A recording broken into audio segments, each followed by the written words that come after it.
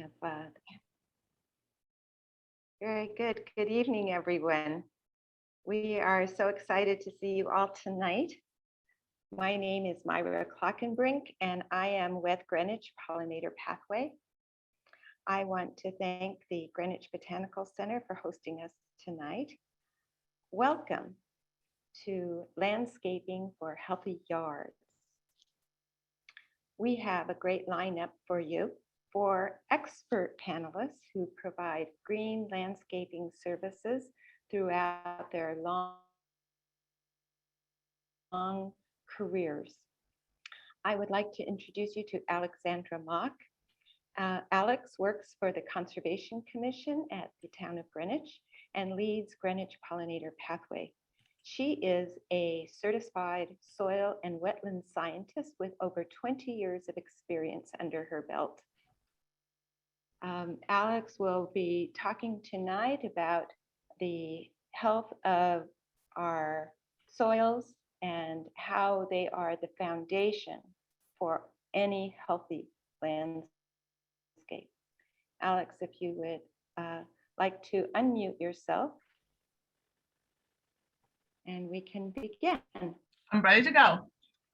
Thank you. Good evening, and thank you Very for this good. great introduction. So tonight we're going to be talking about soil and how we can sustain the living organism in it. So this is one of the typical pictures in Greenwich and in other areas in Fairfield County. And I don't have to even know what's going on this landscape to figure this out very quickly. So what we're having here, we have a pond, which is obviously covered with duckweed and algae. And this is all caused because there's a use of synthetic fertilizers on this land. It looks like the soil is compacted. Most of those nutrients are being moved with water into the, with stormwater into the pond. So I can assume that there is no really life in the soil or organic matter which would sustain or keep the nutrients in the soil. And you can see compaction. There is no really cover for this landscape, not many new plants or the plant diversity here. So let's go take a look at the soil. What is soil? So soil is a living system, and for me, living system has bones, and that's the mineral part, and also there are lungs, which is the air, and the water circulates in the veins, and organic matter is the flesh. We have two hands, one is holding dirt and one is holding pretty fertile soil, and you can figure out which one is which.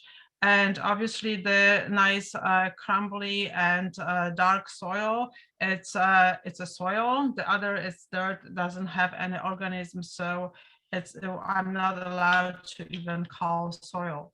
So how we're going to get from the dirt to the soil? Let's go take a look at the bone structure. So we have sand, which is the largest particles in the soil. And this is pretty easy because everybody sees the sand where you go to the beach and you know exactly how it looks like.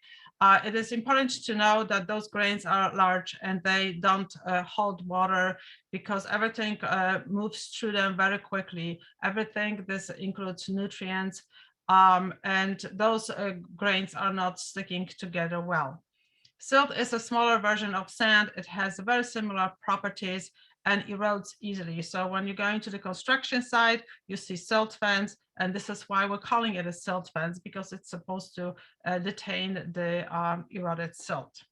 If you'd like to know what's going on in your soil and what type of different particles you have, it's very easy. You just take a jar and fill it with water, put some soil, shake it well, make sure that all those particles separate, they are not sticking together, and wait. And at the bottom, you're going to have gravel and sand, which is going to hit the bottom very quickly. And then you're going to have silt on the top of it. And then you will have still something which is going to be dissolved in this water column for a long, long time, which is the clay particles. And then at the very top, on the surface of the water, you can see some organic material, which are larger and are very light, so they're going to be floating. Here's the clay particle, and we can see this through the electron microscopy, and you can see how porous it is. So all those micropores are very important to hold nutrients. That's where microbes love to be, and also hold water for a long time. But if you have a soil which is high in clay, the soil is very dense, drains very slowly and compacts easily, and does allow much water and air to go through, which it's problematic when the root system would like to expand. Organic material, and you can see that there's another scanning electron microscopy picture. So it's very similar as clay, has a lot of micropores in it. It is a really great place for the microbes to grow, for the water to be absorbed, for all those minerals to be held in. And organic matter can actually absorb a lot of water. They're like sponge. They are very important in soil because they hold the water for a long, long time and release it very slowly. Especially, it's very important during the drought situation. They allow aeration, they allow acrobium activities, they're food for organism, they holding the particles together or the grains together, so they decrease erosion and absorb nutrients, moderate pHs and lower bulk density, and improve soil structure. When we're talking about organic matter, and we're going to be talking a lot about them tonight, we have three forms of them in mind. So the first one is the living one. So this is the root system, the plants above the ground, and also all the organisms. And then we have the dead one. These are the organisms which are in a process of decomposition. And this decomposition takes a long, long time. And compost is just one of the steps. So at the end of the road, we have really dead material. And this is humus, which is on the top. And then you have the biochar, which is the picture at the bottom. And this is like the best organic form which you can have in your soil, because it's the most stable, stays for a very, very long time, and gives us all the benefits. Soil is a habitat. So you can see to the left that the soil food web is very important. They are the ones who are moving nutrients around. There are organisms which are being eaten, and the ones which are excreted as all sorts of organic material, and just breaking everything into the smaller and smaller pieces, which then become nutrients and are easy to absorb by the plants.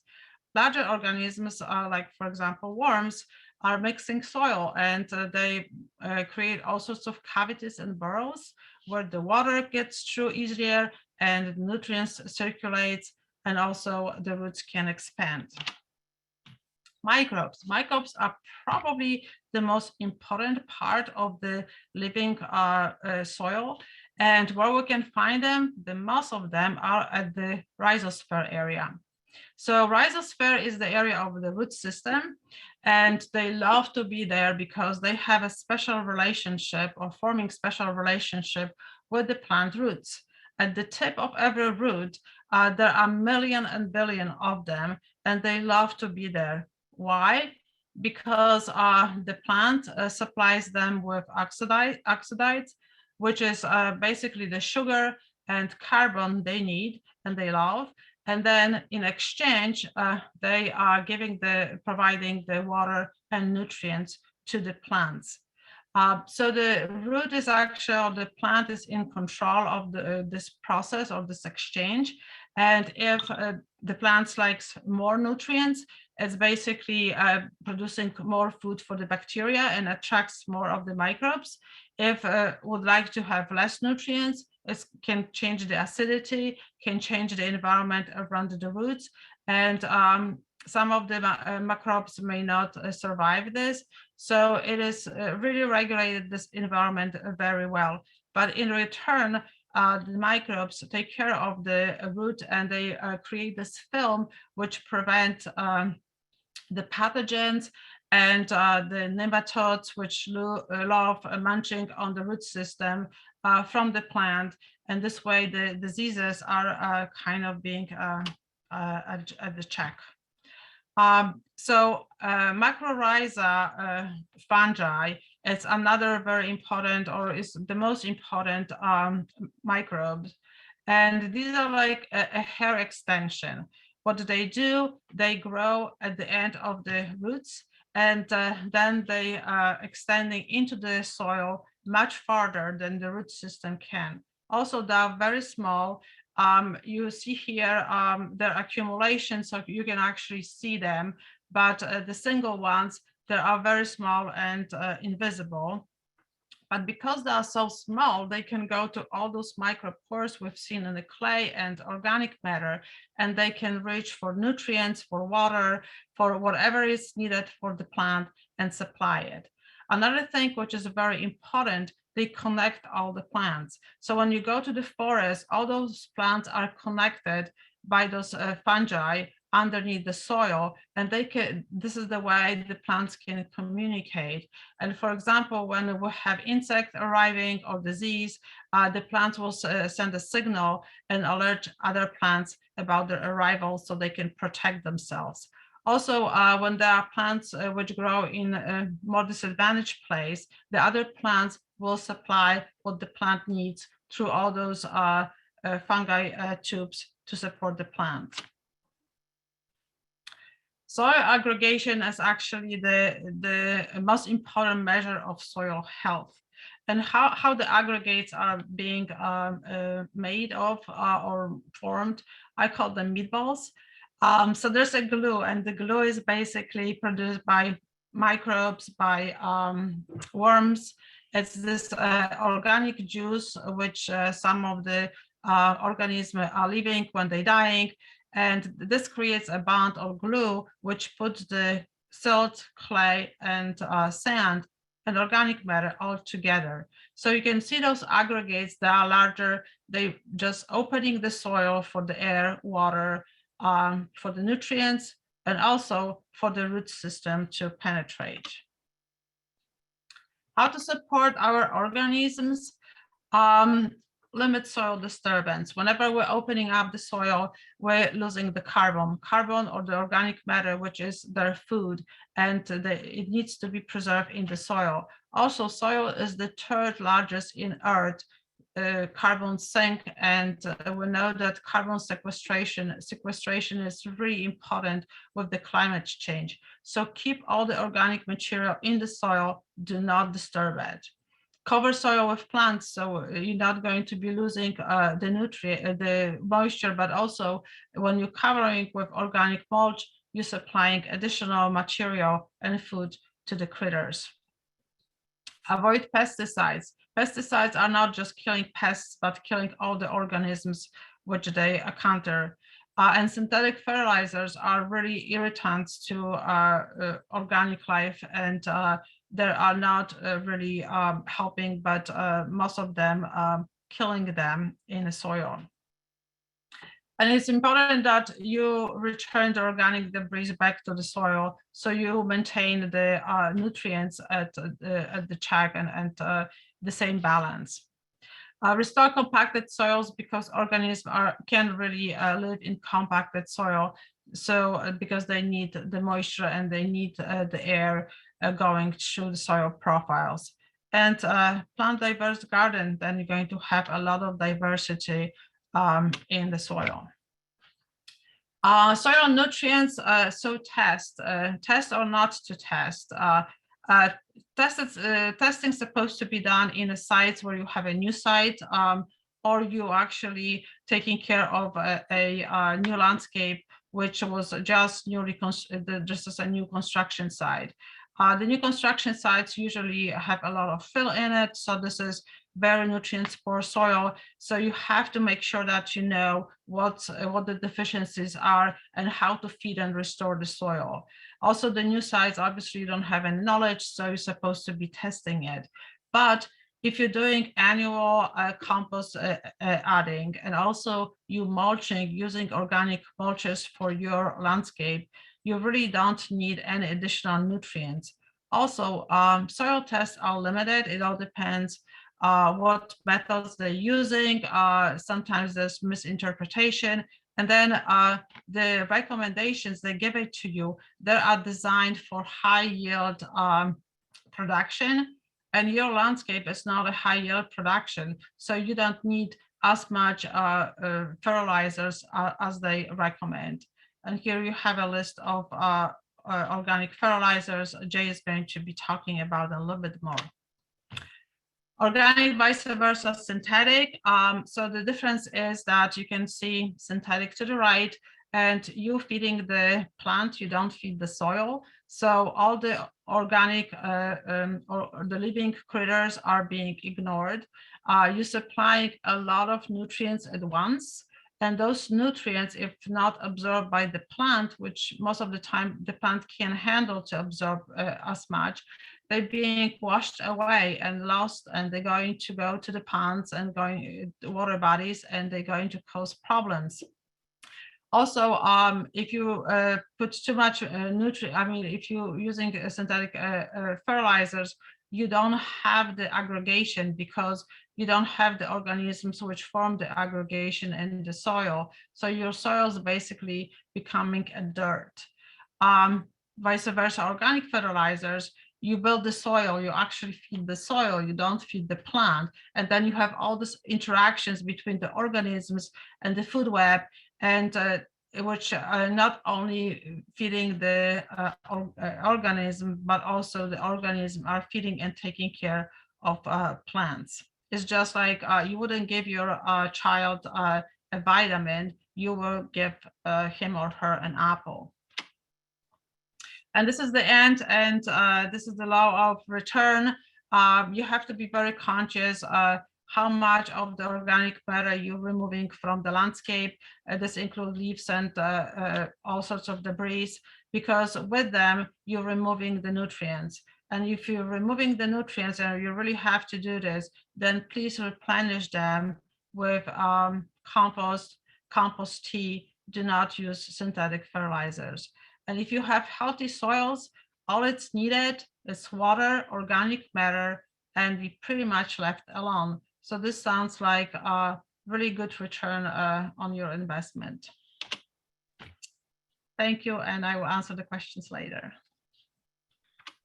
Thank you, Alex. We will take questions for everyone at the end, but I do want to ask you, Alex, what is typical for the soil, the quality of the soil under a lawn, for instance? Well, it all depends how you feed the soil. If you are doing compost and compost tea, obviously the soil is healthy, but usually it's not as diverse in terms of the organisms, because you have basically a monoculture. Than when you applying the synthetic fertilizers. So it all depends how you care for the lawn, and Jay is going to be talking a little bit more about it. Very good. Our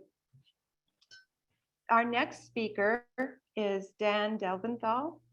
Dan is the founder of Mo Green LLC, a zero-emission, carbon-neutral, all-electric organic lawn care company based in Bridgeport and established in 2006.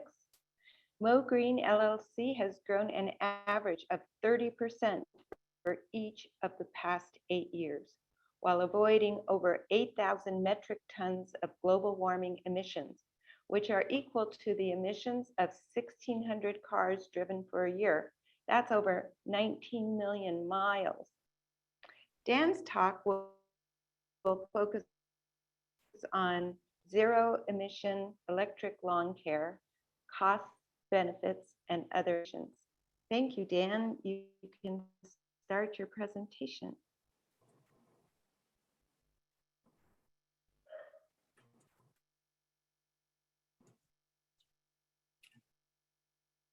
Well, thank you, Myra. Can you hear me now? What do you think, Jay? Can you hear me all right? We can hear you just fine. Thank you. Excellent. Thank you. And just a reminder, in terms of flow, talking about soil, Jay was going to be next, but we're jumping ahead here to zero emission landscaping gear, just to make sure I can meet a deadline. And I really appreciate that. Thank you for having me. Thank you for coming, everybody. And it's great that you're here. And I'm talking about emission-free landscaping and equipment. And Mo Green avoids tons of pollution, noise, and toxins by doing everything zero emission, including mowing and trimming and hedging, etc.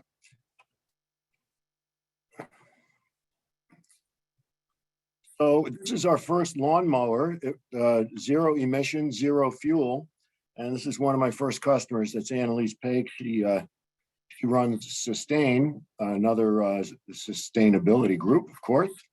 And we're just making a comment on how quiet it was. And I'm here to talk about the costs and benefits and other considerations. And I think some of the big considerations are the people behind this movement. There is a movement afoot to try to make everything healthier. We're seeing severe weather. We're seeing like Alex showed us, a pond that was dead because of runoff. We've got a lot of problems, and there's a lot of people going to work to try to fix those problems. Pollinator Pathway, Greenwich Conservation Commission, Greenwich Land Trust, Quiet Yards Greenwich. These are the good folks who brought us here tonight. And there's many other groups like Connecticut NOFA, AGSA, that consults on how to electrify lawn care businesses and create green zones. That's the American Green Zone Alliance. Quiet Communities, educating the public on the health impacts of the most polluting electric gear, Aspetuck Land Trust. So there's many people working to try to improve the impact of lawn care. So zero emission lawn care is quiet, and that means a lot. Now, here's an example of doing aeration and dethatching, something that is normally kind of noisy, zero emission. Let's take a quick look. I don't know if I'm sharing sound here, but here we go now.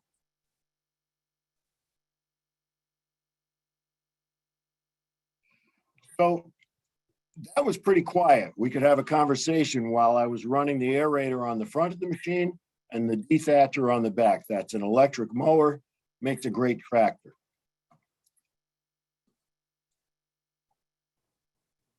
And now years ago, we were trying to use reel mowers in a commercial setting. That did not go well because it took us twice as long to cut the grass as the gasoline mowers. But let's just have a look at how it is possible.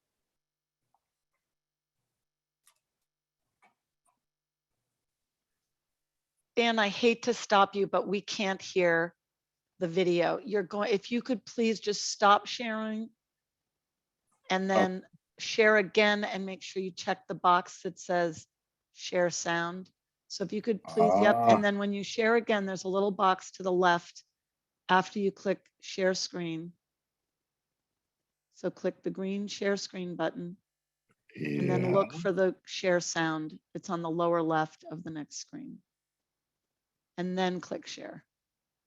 And we'll get to hear all that lovely sound. Wonderful. Okay, let's take it from the top. Here we go. Jamie, thank you. Well, two local men picked one of the hottest days of the year today to take on a 4-acre yard with push mowers. They're trying to bring attention to a noise-free, gas-free way of landscaping. 12 Connecticut's Christy Olds tells us how the business Mo Green is trying to make a difference. When it comes to cutting your grass, there are a couple ways to look at it. There's the traditional gas-powered way, and then there's the Dan Delventhal way. In backcountry Greenwich, I am Don Quixote, man of Mo Green. Dan Delventhal is a man on a mission. To dream. Well, that's enough of that. That was a 4-foot wide push mower that we invented to get zero emission mowing going along faster. That's how committed we are to reducing pollution. And it's a great example of what you can do when you, with a little ingenuity. We do sell the reel-to-reel system nationwide, and the eco athletes love it. But it does not help us compete with the traditional commercial gas gear, but it is an option. Oh, and we didn't quite get the feel for this. Let's just get another, check this out briefly. We're sharing sound now. You're trying to cut grass without gas. That's kind of quixotic. So as you can see, I'm going along aerating and dethatching, having a conversation because there's no engine running.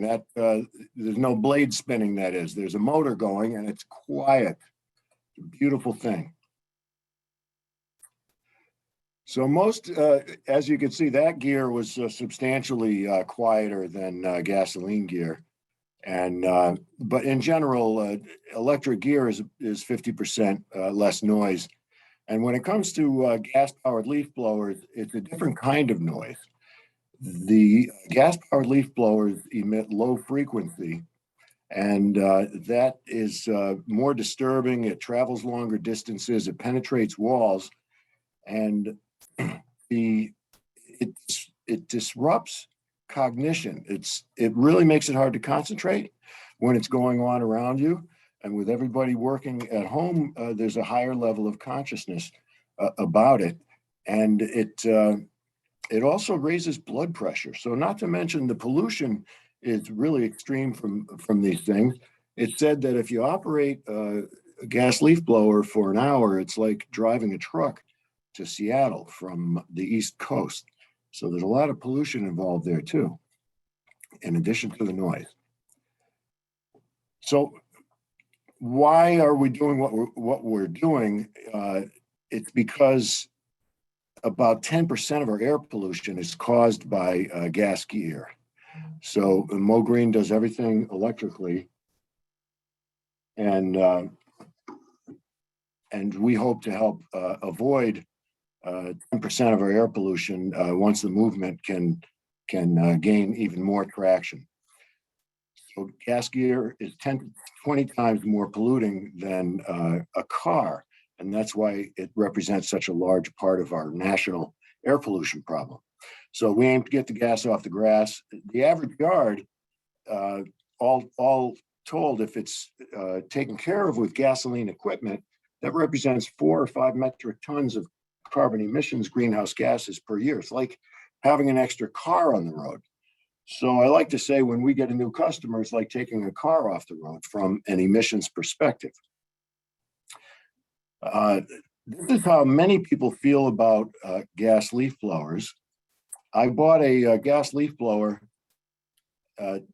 12 years ago, and it was so polluting and so loud, I put it on the shelf, and I said, I'm never going to use that thing again. It's crazy. I thought it was going to help me move leaves because it was pretty powerful compared to electric in that day. So let's jump ahead. And now there were some leaf blowers going outside, so I thought it would be a good time. Just turned the leaf blowers down, but it's really been a nightmare.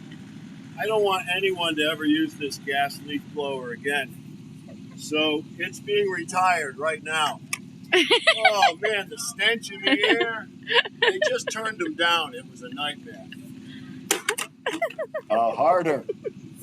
When I think about the noise and pollution that the gas leaf blowers make, I just go berserk. Oh, come on, you can do it. I'll never use this gas leaf blower again. Thank you very much. Mo Green is clean and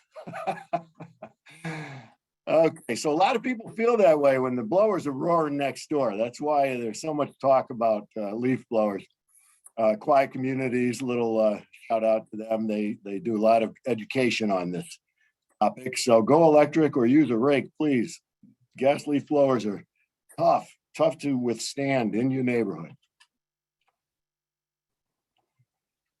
So just a quick history, back in 2006, we had these gang kits for push reel mowers. We also converted combustion engines to burn hydrogen. There's a hydrogen tank there. That was called the Hydro Mow, and that was in 2011. Finally, there's a double kit of the reel-to-reel. Finally, in 2013, we started using electric equipment. And then in 2015, we got medium-sized electric equipment. And by 2017, a large electric like this. This is a 5-foot wide riding mower, zero-turn mower with a solar charging canopy. And it's the Tesla of mowers. It runs probably 6 hours continuously without a break on single charge of the battery. And with the support of the solar, it can run longer, or it can just sit in the sun and charge. Also, we've got a few other sizes of electric mowers. This is a picture from an article that Irrigation and Green Industry News did on our business. And this shows a 4-foot wide stand-on, a 3-foot wide walk behind, and a 20-inch mower. So we have mowers that run on battery that are quiet and zero emission to honor the mission zero emission, but that's not all. We don't use all our mowing, hedging, edging, trimming, chainsawing, pruning, aerating, dethatching, spraying, spreading, snow blowing, leaf blowing, it's all electric. Mean Green is the market leader, and that's those people make this machine and these machines here. Generac, a pretty well-known American company that is best known for generators, they bought Mean Green about a year ago. So I guess they see things changing, and they want to be involved with these machines that have all this battery power that can also act as backup power. So there's other benefits to having all that battery power under the hood. We also use Ego for some of the smaller tools like trimmers and hedgers, chainsaws, the mower itself, all the batteries are interchangeable. And we actually use some small works trimmers because they do really great detailed work. They tilt and swivel, they telescope, they cut a nice vertical edge to detailed properties. But mostly Mean Green mowers and Ego tools is what we use now. So zero emission lawn care is it's not easy to do, and as a matter of fact, I'm sympathetic to all landscapers. Landscaping is a hard business. It's hard to make a living at it, and you have to really hustle, and it's a lean business. And don't forget to tip your servers if you have a service. But in order to do zero emission lawn care, we went to great extent. So all our equipment is battery powered. We charge batteries with solar. This is the solar equipment that was powering the hydrogen electrolyzer that the town of Fairfield was so kind to host in the past. When the sun's not shining and we're not using solar, we charge with 100% elected renewable energy. So you can check a box on your electric bill and effectively source your power to be 100% renewable. I think even dirty power, just standard fare, by law has to be 18 or 20% renewable as it stands anyway. We haven't gone to an electric fleet of vehicles yet. That's a win, but it's less of a win than converting the lawn care tools. So we purchased carbon credits to zero out balance out our carbon footprint for any gasoline we use in the vehicles. While we move forward, we have some hybrids. We actually tow aluminum trailers with Priuses in addition to some of the larger vehicles. And the cool thing is there's zero emissions at the site. It's a beautiful thing. We've won some awards for our progress. And we are American Green Zone Alliance certified service pros, which is a level of training related to electrifying a lawn care business. People and Planet Award, that was kind of cool. So let's think about what gasoline lawn care does in a town like Greenwich. There's 60,000 people in Greenwich. That means there's about 20,000 lawns. And that represents about 100,000 metric tons of carbon or greenhouse gases. That's the equivalent of 20,000 cars all year, which is the equivalent of the pollution you'd make if you drove a car 200 million miles. Crazy. And the $50 million market. So there's a lot of work to do, and we certainly hope that we can do it in a cleaner fashion to try to offset some of this detriment that we're all suffering in the town. There's been a recent survey done, and I hope I get this right, but the question to the public was if you use a service provider for your lawn care and you understood that it was really destructive and damaging the way things were done, would you be interested in maybe having even less of a perfectly clean and stripped and manicured look if it meant that it was going to be better for the environment? Now, 30% of the people said yes.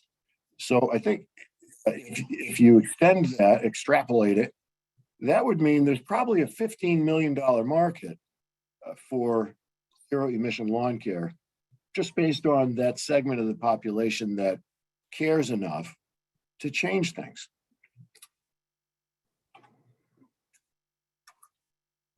So electric gear versus gas gear. What's that all about? We've got a few simple tenets here.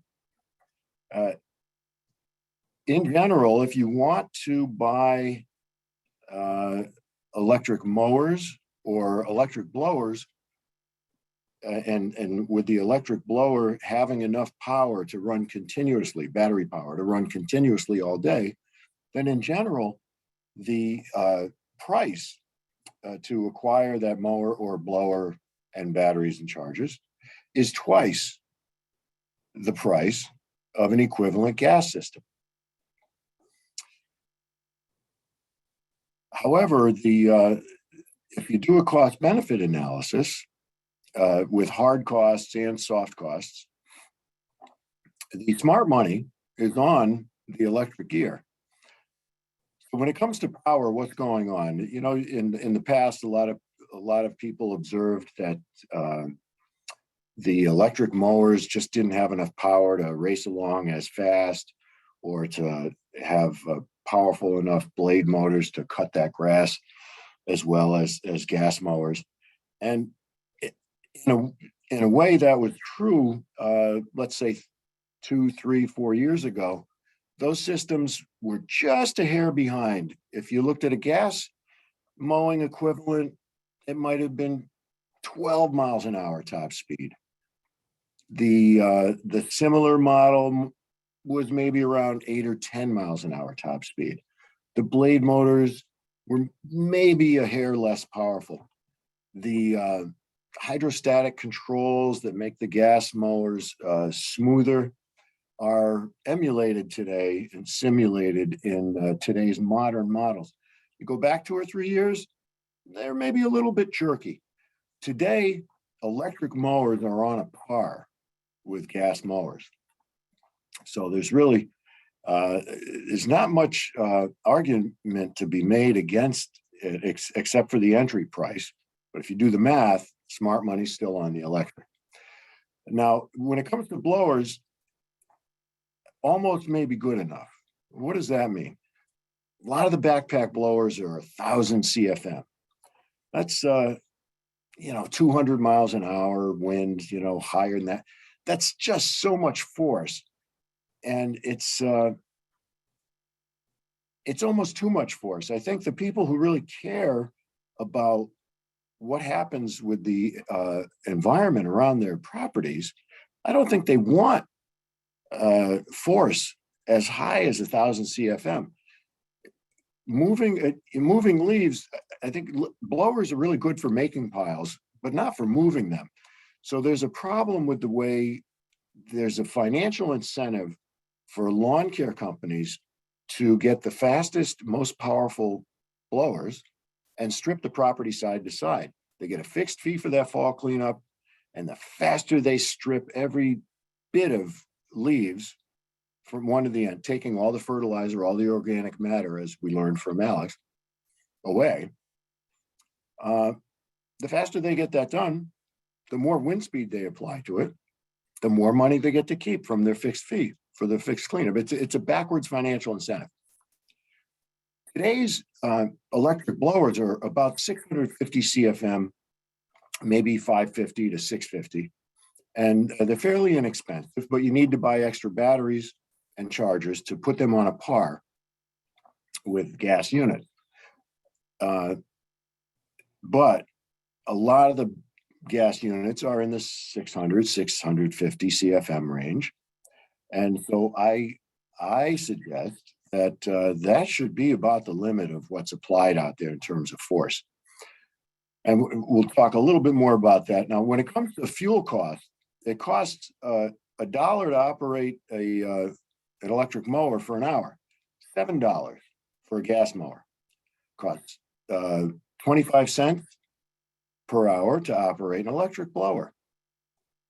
It costs $1, 4 times as much to operate a gas blower.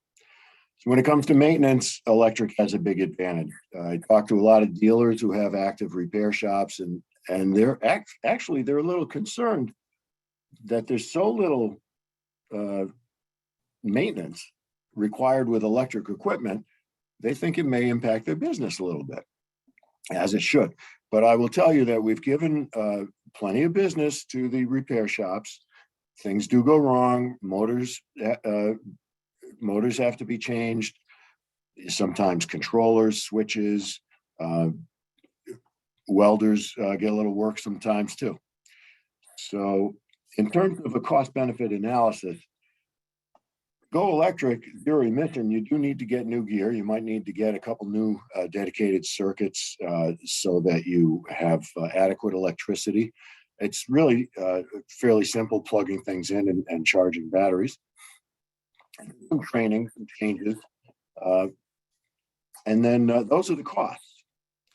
The benefits are savings in terms of fuel and maintenance and better health, probably more business growth, better client and employee retention, certainly satisfaction at least, and compliance, because there are blower bans popping up everywhere. And you need to be compliant with that. Many of them are modest, where they don't want you to use a blower in the summer when you barely need one anyway.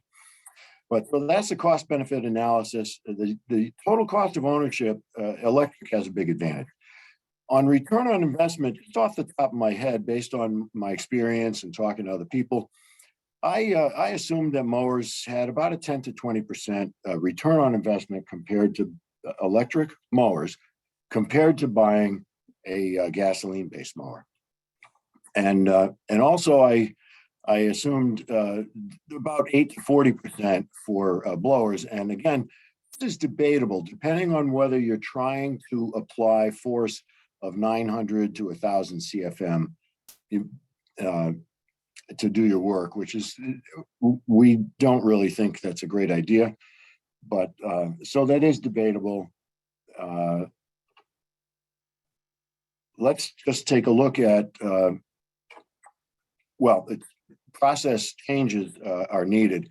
We do things a little bit differently when it comes to leaves management. And I think it's more efficient than in many cases, and certainly better for the soil and for the environment. You keep the fertilizer, et cetera. So let's take a look at what those changes might consist of. Pollinator pathways, half Earth wild movement. They talk about keeping the fertilizer around, keeping the wildlife, the food web, the life cycle going by keeping some leaves in the bed.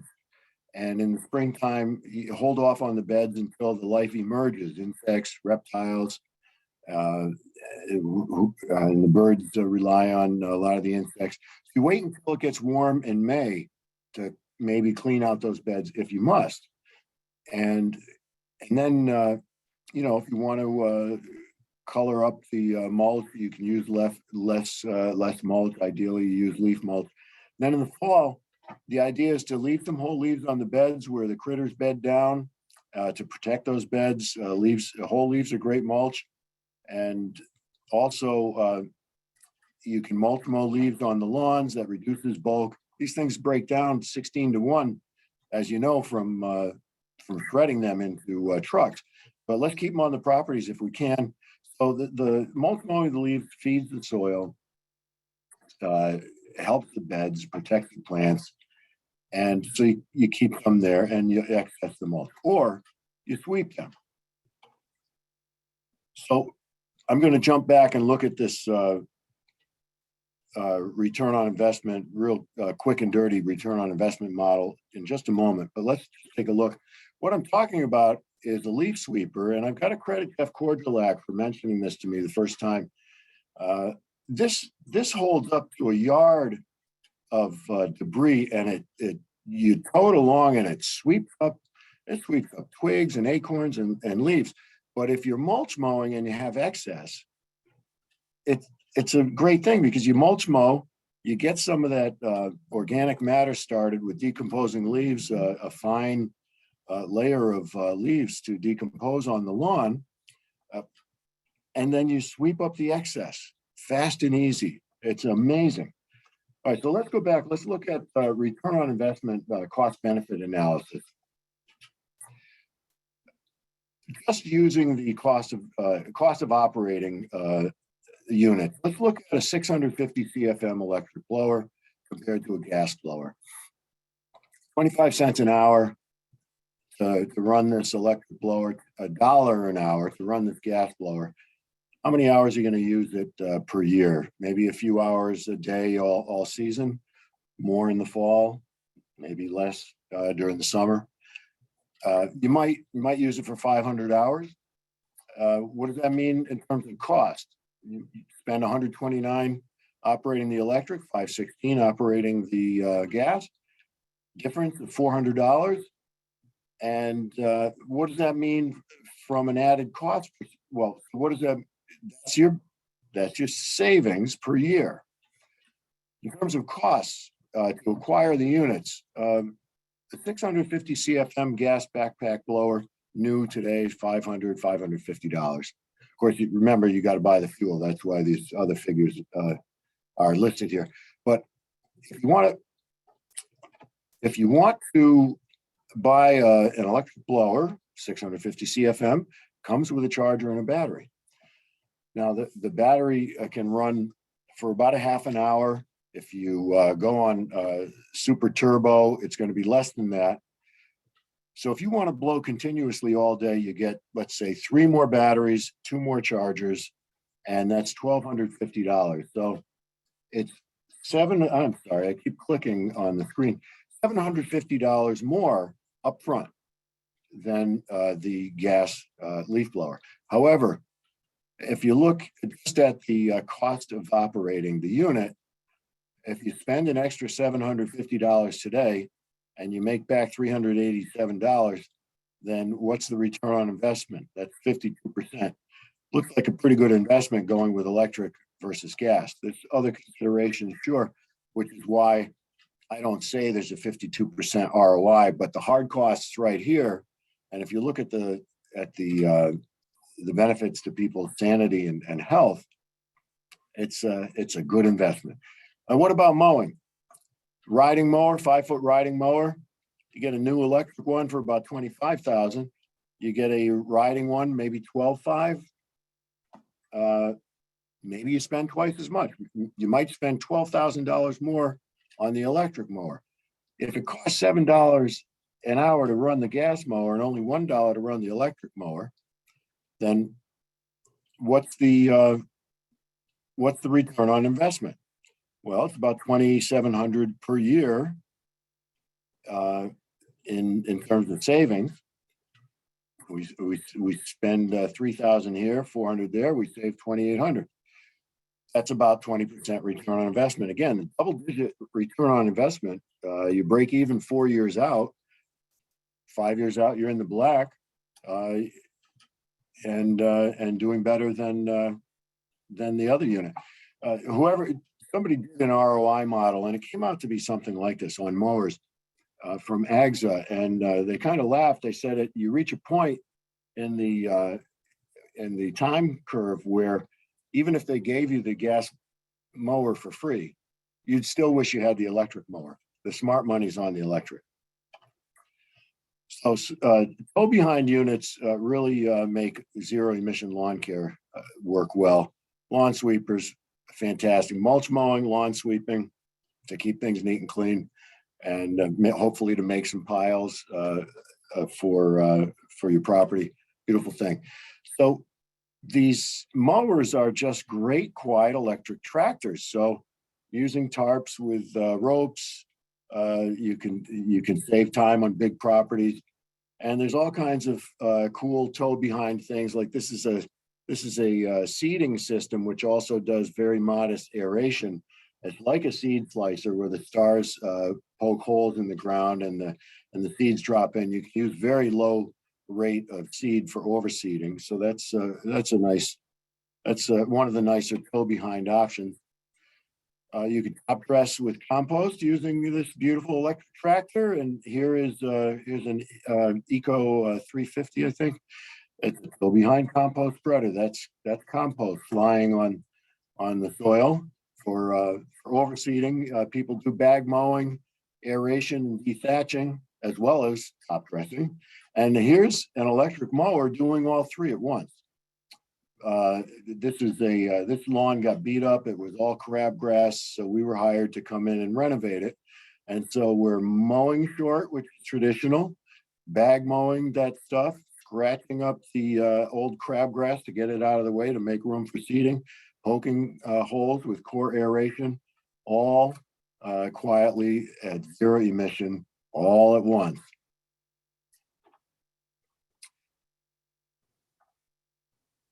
It's not easy to figure out how to go electric. Often, one of the first tools you get dictates the tool line that you use, because it's really convenient and important to have most of your tools, or if not all of them, using the same batteries.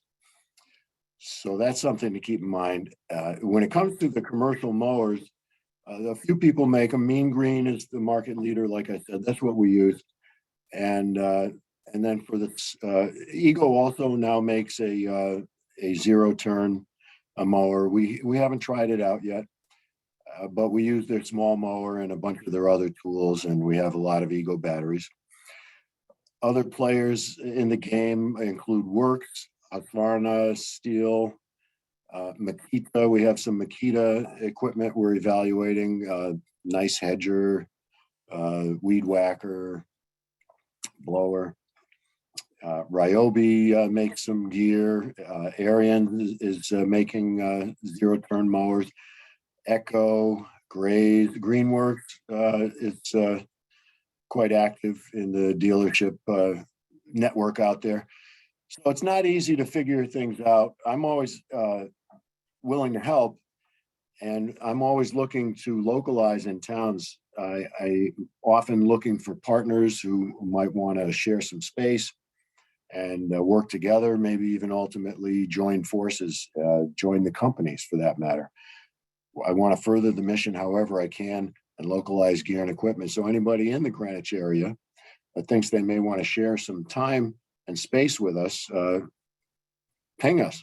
We're looking at possibly setting up in that area with a partner now.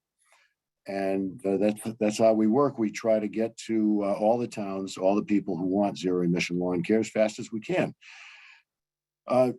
In terms of getting help, I'm always anxious to help answer questions, but AGSA, the American Green Zone Alliance, these guys are the de facto industry analysts, and they consult people. So if you can get yourself trained and certified by contacting AGSA.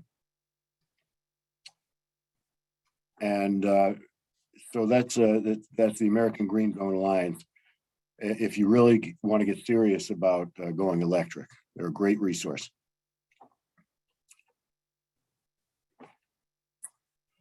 So what are other considerations for the future?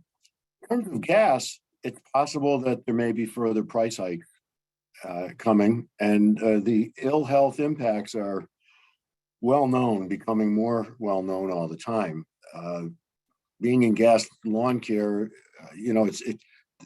I can't believe the volume of people objecting to the noise and pollution of gas lawn care. So it doesn't make sense to remain a nuisance and a detriment to society if it can be avoided. And it's not a good investment from a cost of ownership perspective. Compared to electric, gas equipment is just not a good investment for the future.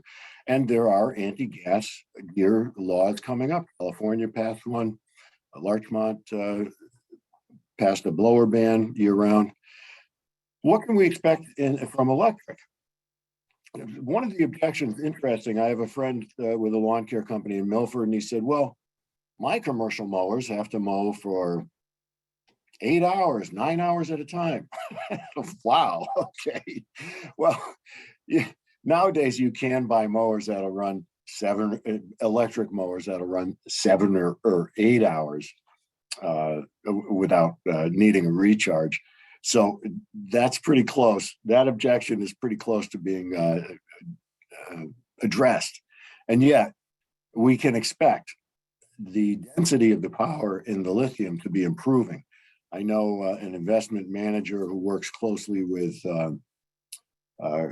high-tech companies, and there are a couple who have very promising technologies to increase the density of the power that lithium delivers, and also improve the charging speeds. When it comes to charging, that's another issue that can become an objection to going electric, zero emission. But what else can we count on? Well, there's going to be more renewable power available, more solar, more wind power resources. So that means the charging will be even lower and lower emissions. Even if you charged batteries with dirty power. And what do I mean by that? Because people say, congratulations, you have a coal burning machine. Well, that's not true. It is true that if you get the dirtiest power from the electric company possible, it might be created by burning coal. But if it was, you'd still be avoiding 75% of the emissions. Fact of the matter is 20% of that, ballpark, 20% must be renewable. And you can elect for all renewable. And down the road, you will have more and more renewable sources. So MoGreen is probably 98% emission free, because all our charging is sourced from renewable power. So we talked about the run times, which can be an objection for somebody who wants to run a commercial mower continuously for more than 8 hours in a day. Let's talk about charging. How do we keep our batteries charged and keep our tools running all day? Well, we do have some vehicular capability with an inverter, so we can run off the alternator while we're driving. We have a backup battery. We can charge a couple tool batteries while we're sitting. But primarily, we're charging from our customers' outlets. Why? Because the cost is negligible. It's 20 cents to charge a weed whacker battery or a blower battery, 20 cents. And we may charge 1 or 2 while we're there. So our customers all favor us doing it. They don't mind at all. They let us, and we're charging all day long at customer outlets. The emissions are a factor. You know, it's just more and more we need to reduce emissions. We can't afford. In 2019, emissions went up 3.5% nationwide, and you know we've got problems with the climate, and so that's a consideration for the future. So invest in lawn care that combats climate change. And the time is always right to do the right thing. So be a hero.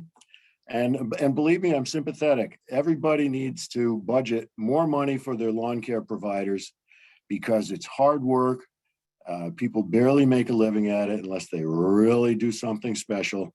And it's, you know, somebody I know referred to it as an outdoor sweatshop. You know, it's trying to get the cheapest lawn care possible does not make sense.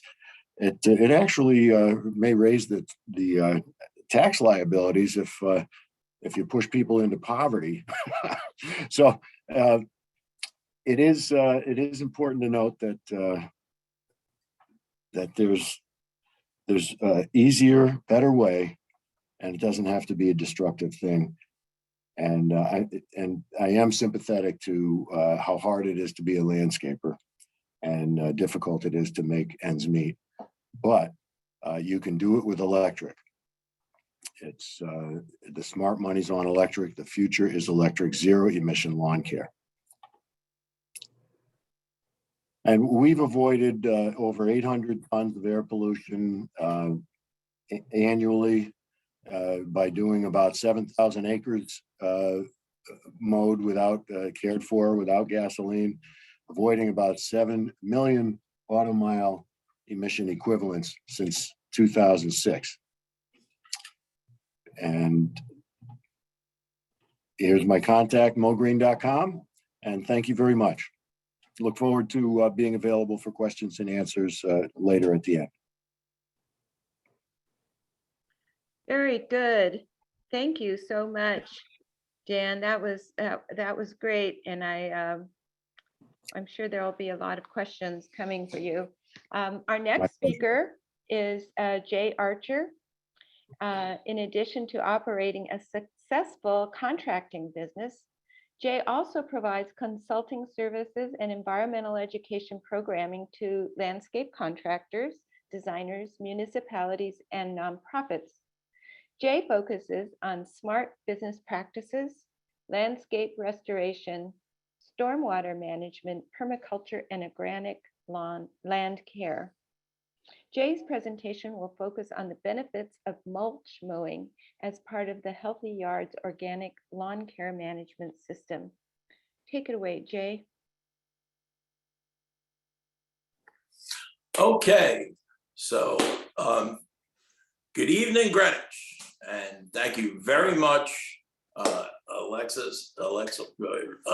for that great presentation, and Dan and Jenny for inviting me, and all of people at Greenwich Botanical Center for making this fantastic program possible. And I'm going to concentrate on sort of a transition from traditional lawn care into a better world, or the Healthy Yards program. So the first thing to know, how cool is this? All good stuff, right? The other thing to think about is our landscapes are unhealthy for our children, right? You cannot underrate that. That's an important thing to talk to your clients about. We need to make it better. We need to fix it. And to fix it, it takes work.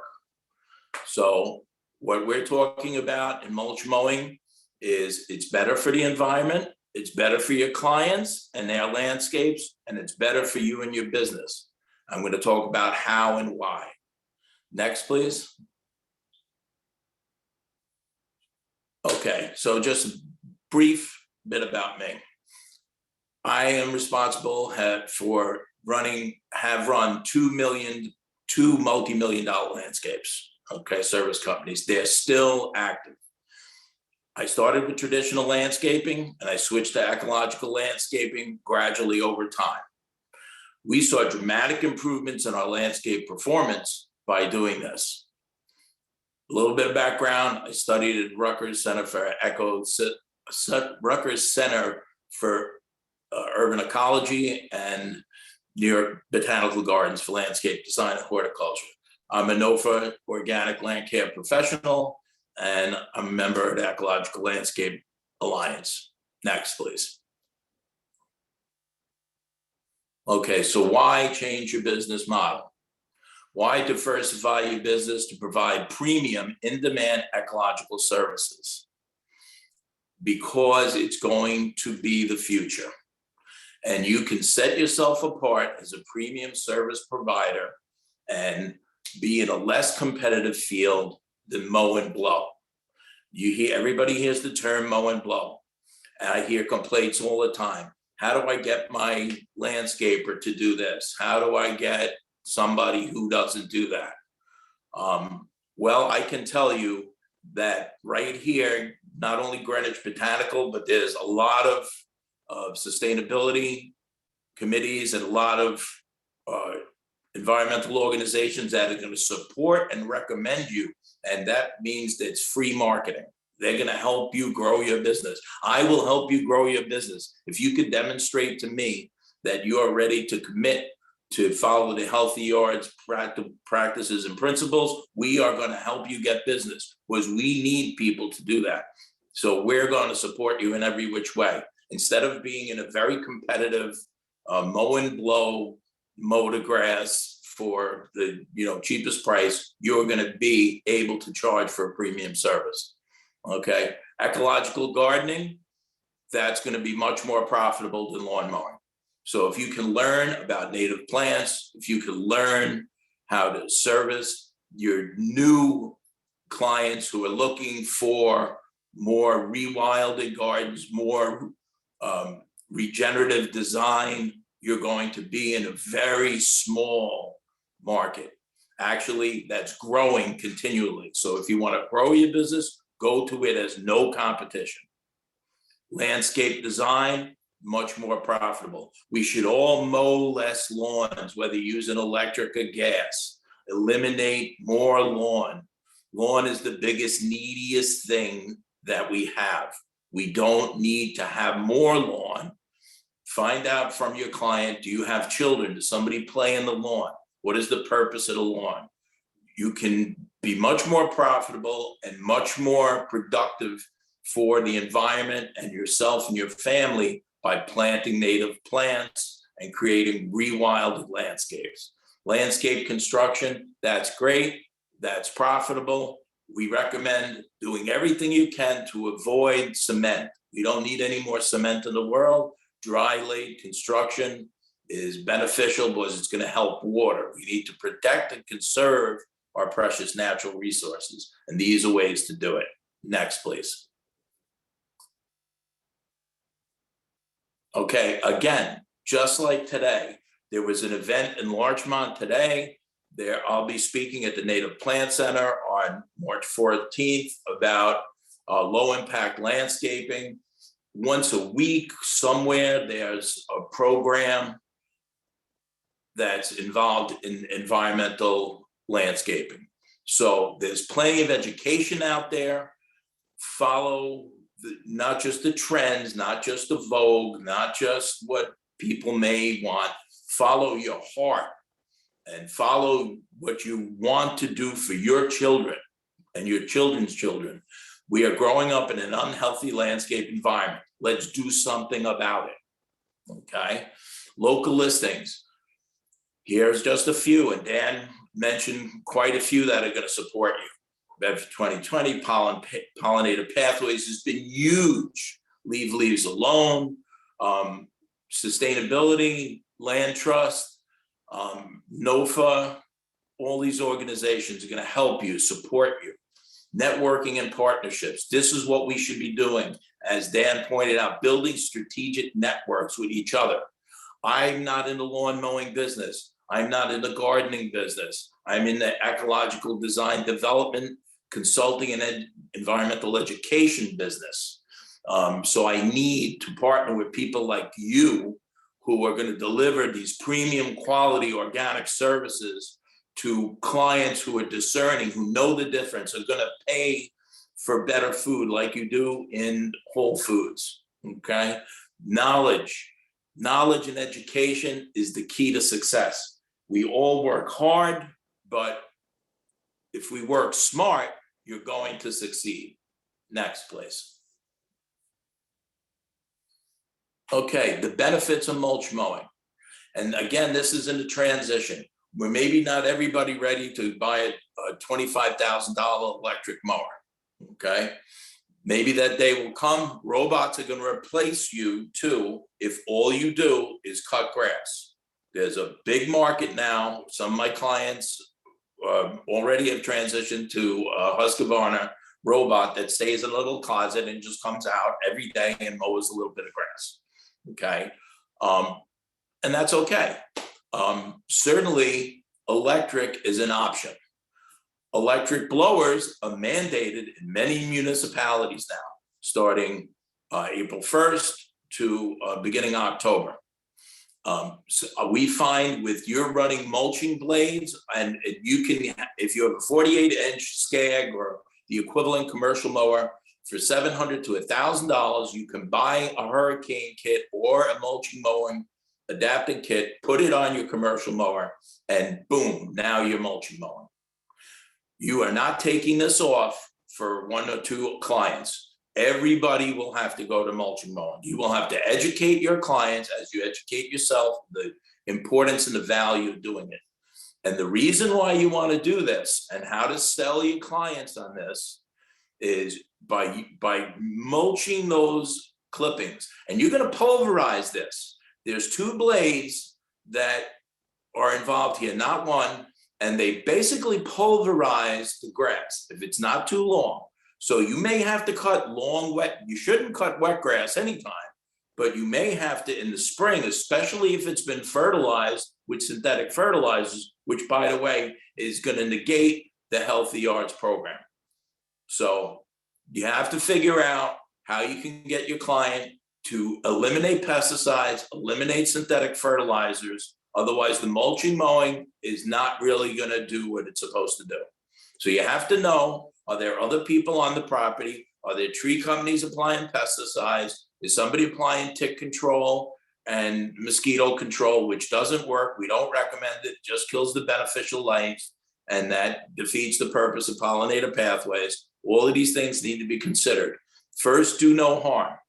So clippings add nutrients. What does that mean? We can demonstrate by soil tests that you can depend on about half the fertilizer requirements required for the course of the year can be delivered by your mulching mowing clippings, as opposed to any fertilizer, organic or not. That means instead of putting down 4 pounds per 1,000 square feet a year of nitrogen, you are putting down 2 just by mulching mowing.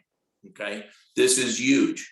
Also, you are conserving an amazing amount of water. Think about water restrictions in the future. Right now, we've had too much water the past couple of years, okay, which made it challenging to mow.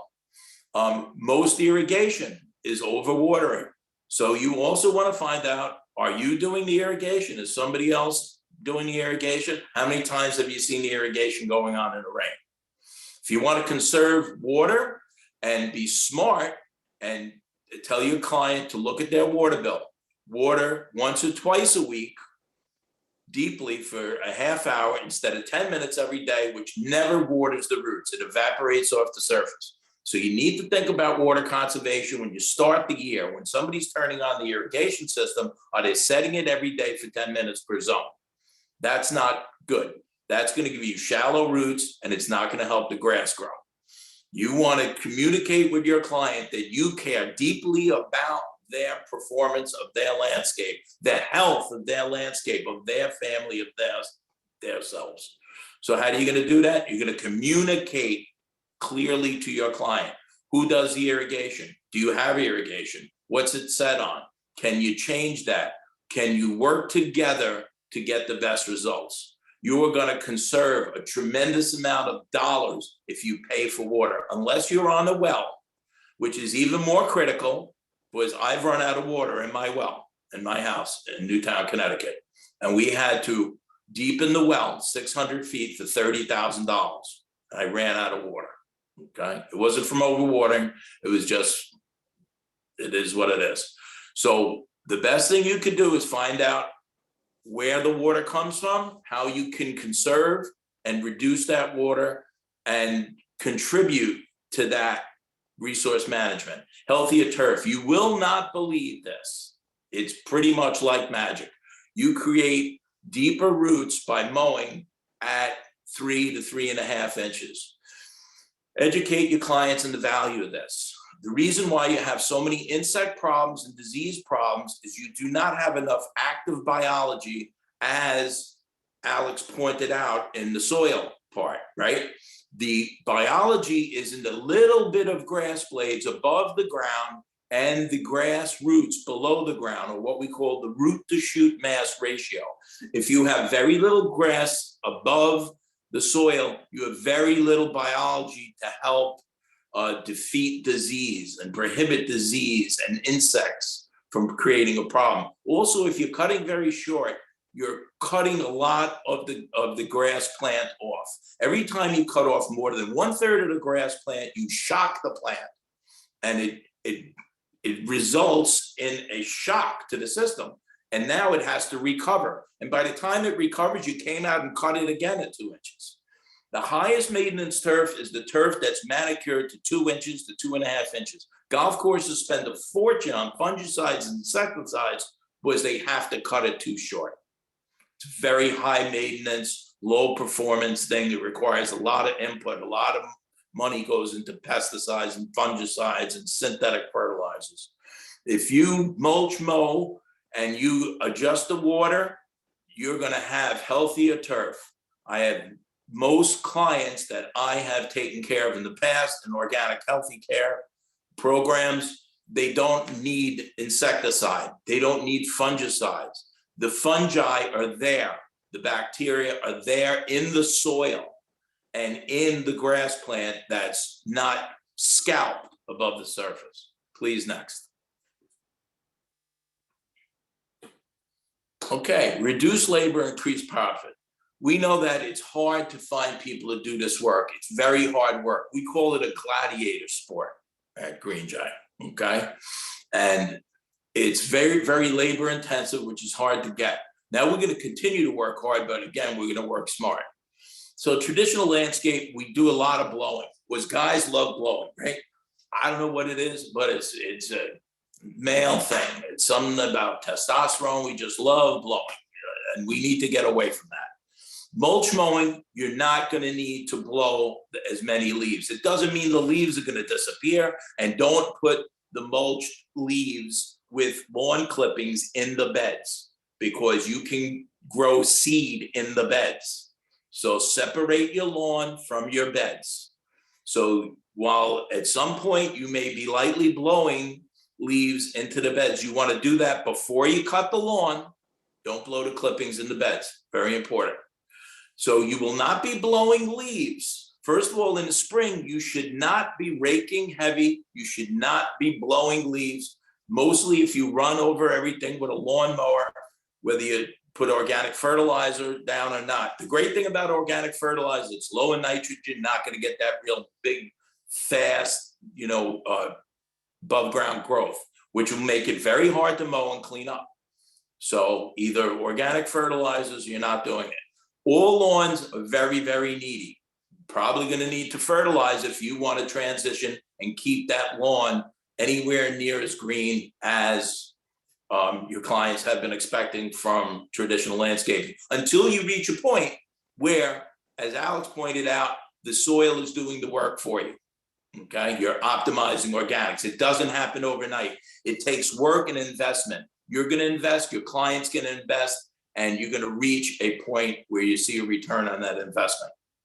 It took 50 years of treating our properties terribly, culturally, and with pesticides to get the soil damaged. It's not healthy. So you have to bring it back and regenerate it. So mulch mowing lawn and leaves. We use leaf shredders and leave some leaves in the beds. By the spring, a lot of those leaves are gone.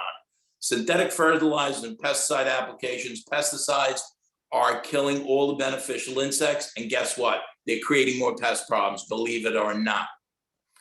Organic compost, natural source soil amendments, it's a whole subject for another time, but that's what you should be going to. That's going to regenerate the soil. I will talk about regenerative lawn programs and how you can get support doing that. High water use, we covered that.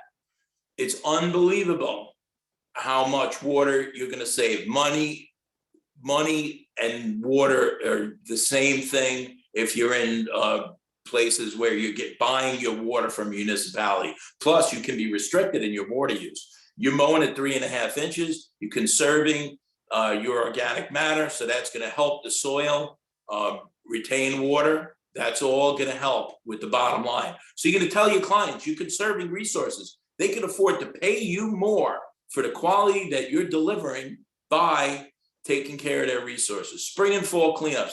Please do not go out and rake like crazy and disturb the lawn when the grass plants are in the fragile state and you're going to rip up the roots. The roots are being pushed up out of the ground by frost heaves. Do not damage the lawn and then charge them to come and reseed it and then come back and aerate it and then come back and fertilize it. You do not need to do much on a spring cleanup, especially when you're running a mulching mower over it when the grass starts to grow, because the mulching mower is going to also pulverize those small twigs. So you can run it, you can walk around with a rake and a tarp and just pick up the big stuff, cut the grasses down, the ornamental grasses and the perennials that you should have left up all winter. Hollow stem native perennials are hosts for insects, precious, we need them. Take them, put them in a non-compostable area on the property, okay? Tick spraying, don't tick spray, okay? You're not killing ticks. It's a good, profitable thing for people, but you're gonna reach a point where that's also completely in contradiction of what you're trying to do.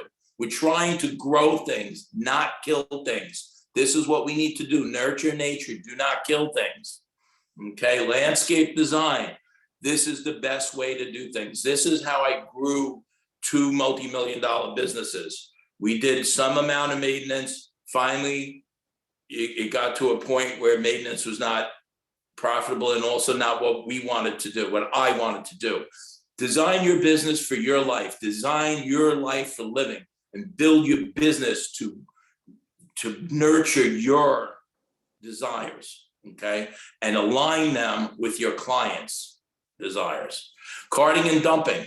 You'll be reducing the carting and dumping of leaves, and you should try to avoid that and use composting on site wherever possible. But you'll see a tremendous, and you'll tell your client you're saving money now, but you're not carting all those leaves away. You may still have to cart some leaves from some bigger properties. So this is not magic. You're not disappearing the leaves. Okay, let's tell the truth. Okay, let's be honest and let's be clear and communicate to your client. You're not doing that. It's not magic. Next slide, please. Okay, scag mower with a hurricane kit. It's really as simple as that. I go to my local supplier. I say, I want to buy, mulching kit for my gas-powered lawnmower. There I go. I put it on. Now I'm telling my clients, I am going to save you money on fertilizer. I'm going to save you money on water. Those two things are huge. You're going to reduce those resources and you're going to put that money first towards other things. For instance, you should charge more for this. This is a premium service. I'll say it again, because you are doing something that many other people are just too lazy or reluctant to do, and they want to argue with their clients. Oh, my clients don't want that. Get clients that want it. Get a better clientele.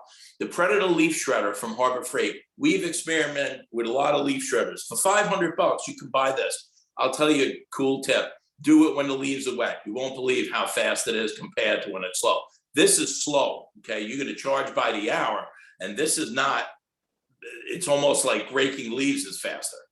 But there's value to this because you're shredding those leaves and putting them in the bed instead of mulch. It's not equal to mulch. Hardwood mulch is very useful to create organic matter, but I'll tell you something else. Earthworms love shredded mulch. And you're creating a habitat for earthworms, and we already have a problem with earthworms. That's a story for another time. But I can tell you, we have a couple of these machines that we use, and they're fantastic for the investment you make and for what they deliver, and give you another option to reuse that resource. Okay, next slide, please. We take great pride, as Dan pointed out. The biggest complaint we have against the industry is we're loud, okay? People have been home for the past 2 years and they're looking at everything. They're not just looking at like what their kids are studying in school. They're looking out their window and they're trying to do this and be on Zoom, do important like conference calls. And next thing you know, in the background, okay?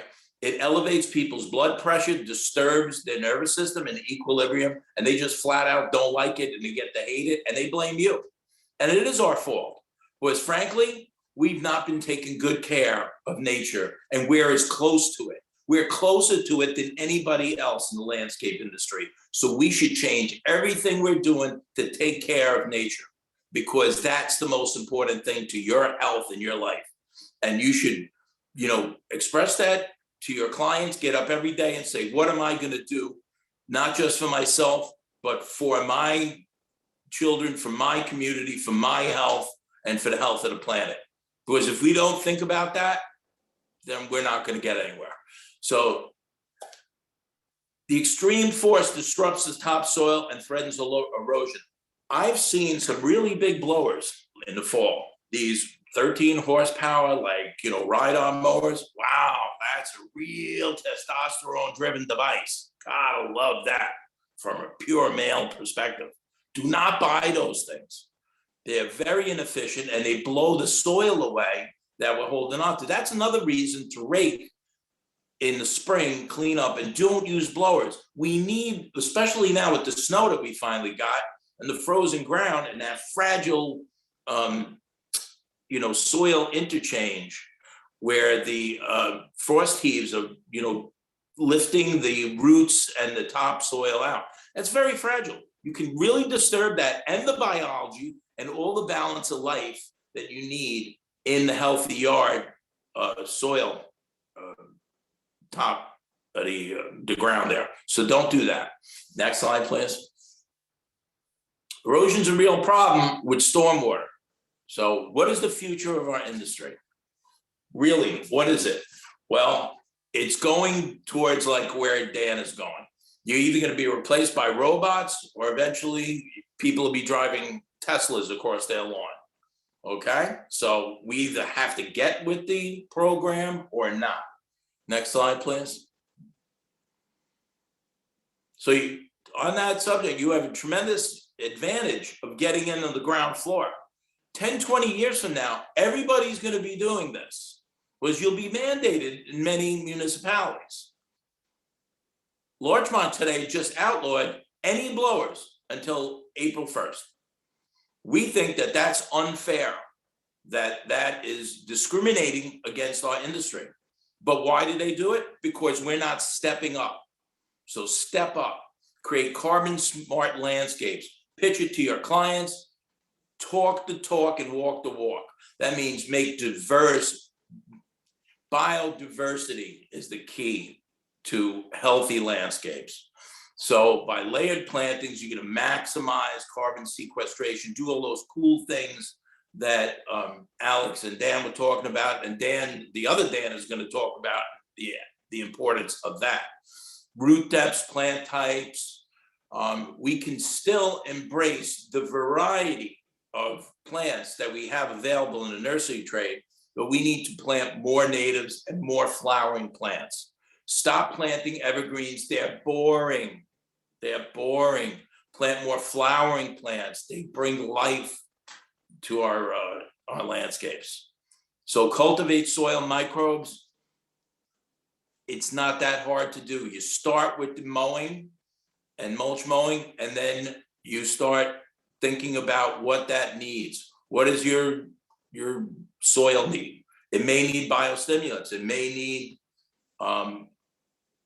compost. It may need those things. The nice thing about that is you can't overdo it. You're not going to hurt anything. You're not going to kill anything. So that's an important thing to know. You're not going to do any harm. Organic maintenance. Organic landscape maintenance ensures symbiotic relationships between plant and soil microbes. Zero emission maintenance. Yeah, I can tell you when you're mulch mowing, you only need a little bit. You can backpack electric blower. Maybe you could use that for 5 minutes. You blow the driveway, you blow the deck, you're done. Your mulch mower did the rest. The other thing you're going to conserve on is you don't have to go around with a weed whacker. The weed whacker is one of the stupidest tools in our arsenal. One guy is walking around for as long as it takes for somebody to mow to buzz cut the edge. And what happens? You get crabgrass, you get erosion in the bed line, and it's just, it's a bad cultural practices.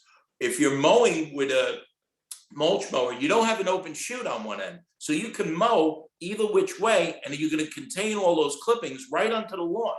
So if anything, you have to blow that edge a little bit, but probably not. If you're mowing it regularly and the grass isn't too high, you're not going to get clippings in the beds, which means you won't have to weed the grass clippings out of the beds. How many times have I seen a landscape bed with mulch full of grass? Well, how did the grass get in the bed?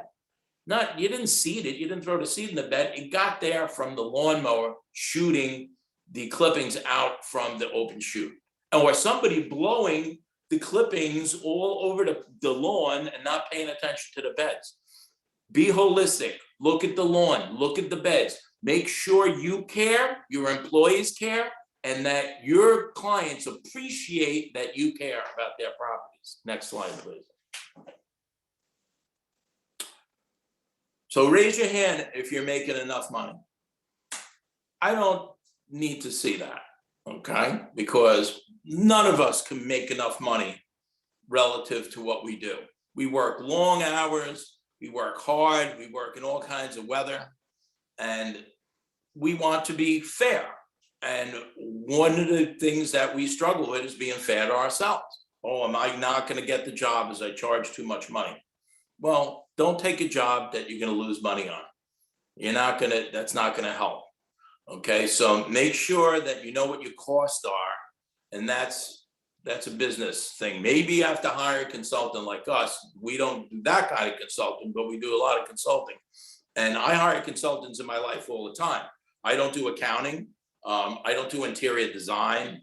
I don't do painting. There's lots of things that I don't do. I'm not an expert in those things. So I hire experts, and that's what you should be, an expert in what you know. So the more education you have, the more expert you are. Next slide, please. So a couple of things that are what we call worth the price of admission, right? And what the price of admission is everybody should consider how much salt has been used. Calcium chloride, sodium chloride. These are poison to our plants. It's poison to the lawn. It's poison to evergreens in particular. So look at every one of these properties that you may be working on, and all the edges, the walkways, the driveways, the road fronts, there's salt in there. I've seen a lot of ice melt used along these pavement areas. To alleviate and keep that damage that the salt's going to happen, because it's going to desiccate, it's going to poison these plants, particularly evergreens. You may not see that for months or a year till all of a sudden the plant dies, and people say, I don't know why those plants died. Oh, really? You mean the plants right next to the road, right next to the driveway, where somebody put, ice melt down there? Well, that's one thing. Gypsum is a earth product. It's very helpful to the soil, and it's going to alleviate the salt damage. You want to put it down now with the spring cleanup, charge for that. You can put it down on the whole property, and it's going to improve the drainage, relieve compaction, and potentially set up the mineralization and the cation exchange in the soil, and make sure the nutrients are available to the plant. And if you do put down organic fertilizer or anything, that those organic products get to the plant and do the work they're supposed to. Green sand, amazing. More expensive even, but another mined earth product, a completely natural source product, okay? Fits in every organic program. And once again, a little bit goes a long way. It's gonna help alleviate compaction, particularly with gypsum, okay? And we can apply that along roadways, but I use it in every new planting, on every new client that we do. When we do a landscape project, and we do some pretty substantial, large, holistic landscape projects, we treat the entire property, all the beds existing, all the lawns existing. We treat them with biostimulants and compost tea and gypsum and green sand, or all these good stuff, all these good things that are going to help improve the soil chemistry, structure, and availability. So just the thought I have is, keep in mind, this is America, land of the free. So be inspired, take risks, be open to new ideas, learn new skills, and continue education. Work hard and smart, you will succeed. Next. That's pretty much it.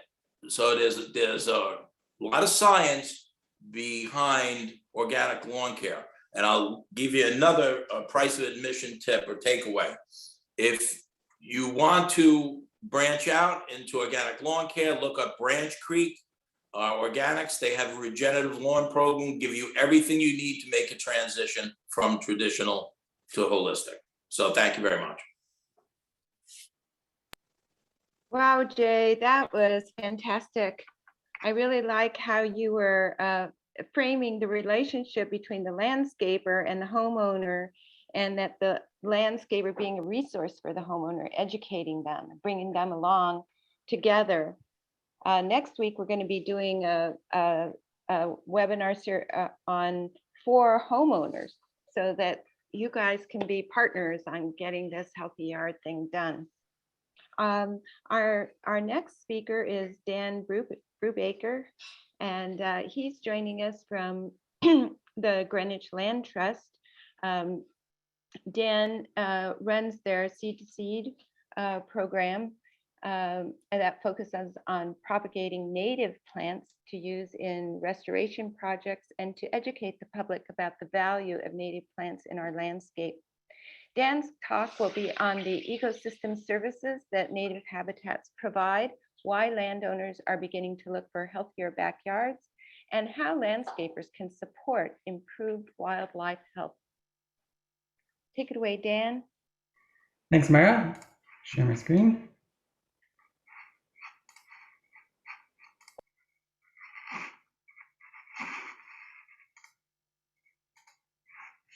Look good? All right. Great. Thanks to all other speakers for their great presentations. I'm going to sort of build on some of what they had to say. I am not a landscaper to start off, so I'm kind of approaching this from a conservation biology background. So what I'm hoping to do is maybe make some connections between what the landscapers before me were talking about in terms of the health of ecosystems in yards, and sort of extrapolating that forward and looking at the health for wildlife and our habitats in general. So I guess first off, big question is, why should we care about supporting wildlife? And I think from a landscaping perspective, it might not always be obvious why. You have your property owner's yard to take care of, and you kind of go and do what they need you to do, and that's sort of your job being done. But I think what our last speakers mentioned, and what I've noticed too, is that there is definitely a movement happening where landowners are starting to realize that the current sort of setup or the current model of landscaping is a bit broken. It's bad for people's health in the long run, and it is really bad for the health of our habitats and our ecosystems. So I think as that sort of awareness has grown, you've started to get a push from landowners to have a bit more thought that goes into how landscaping is done.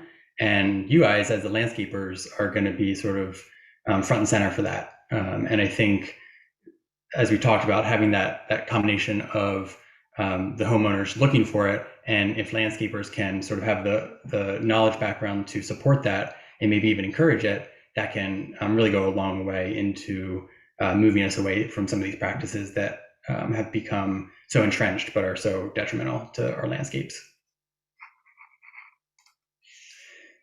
And something that I think often gets left out of our equations when we're looking at the health of our landscapes and the landscaping that needs to be done for, let's say, our backyard, is we forget about the ecosystem services that healthy habitats provide for just our communities in general. So we have all of the monetary values and the costs and the expenses for taking care of a yard or taking care of a property, but we're not accounting for the expenditures that add up from the services that are being lost by having a backyard that is not sustainable for wildlife or healthy in general as a habitat. And some of those are obvious. Some of those services we all sort of know about: water and air purification that plants can provide. Wetlands provide great flood and drought mitigation. Organic matter in soil holds moisture really well. And for your lawns, less watering, especially during drought conditions. So there's a lot of services that we might be aware of, but then there's also things like crop pollination, pest control. We talked about how much pest control has to happen, but if you are able to have your property be a relatively healthy ecosystem, a lot of that pest control will take care of itself through natural predators of the organisms that you don't want there. There's also a lot of research about the psychological well-being of having a healthy ecosystem around you. And I think that's something that we often take for granted. We sort of have our entrenched view of this is what a yard should look like. And we don't really take into account how we got there, or what maybe the benefits or the consequences of that are. And then something that is kind of in the background of all of this, Dan mentioned this a little bit, and so did Jay, but as we have climate change occurring more quickly, a lot of these ecosystem services are already damaged, and that climate change is basically exacerbating a lot of those problems. So that's sort of in the background of all of the discussions we're having here, that all of these problems are being sort of pushed forward more quickly by climate change. So I want to make sure that's kind of held in background for a lot of the discussions we're having. So why are wildlife struggling in general? This is something that historically it was seen that wildlife, or the wild, was out there, and our properties were our properties, wildlife weren't there, we were there. And that was how sort of the dichotomy was seen. And a couple things have changed with that. We've sort of realized that much of the wild can coexist with us in our property landscapes if they are managed in order to accommodate them. It won't mean that your property is ever going to be the same as a national park or some perfectly wild habitat. But the problem is that there's really only 5% of the land in the United States that is as it was originally. And you can argue about what originally means, but basically before we had large scale construction and manipulation of landscapes. So what that means is there's really not that much land left that is in a state that can be conserved as wild. So we are working with managed landscapes everywhere. And what we need to do is find ways to have those landscapes be something that can be helpful for wildlife. So the fact that the rest of that land is managed in some way, what that leads to is a really, really high degree of fragmentation. And in the world of conservation biology, fragmentation and discontinuity of habitats is really ground zero for most of the problems that occur for wildlife. So if you look at this last picture that I had up, this one here, sorry. You can see how much fragmentation happens in sort of your normal rural or even suburban neighborhood, let alone urban neighborhoods.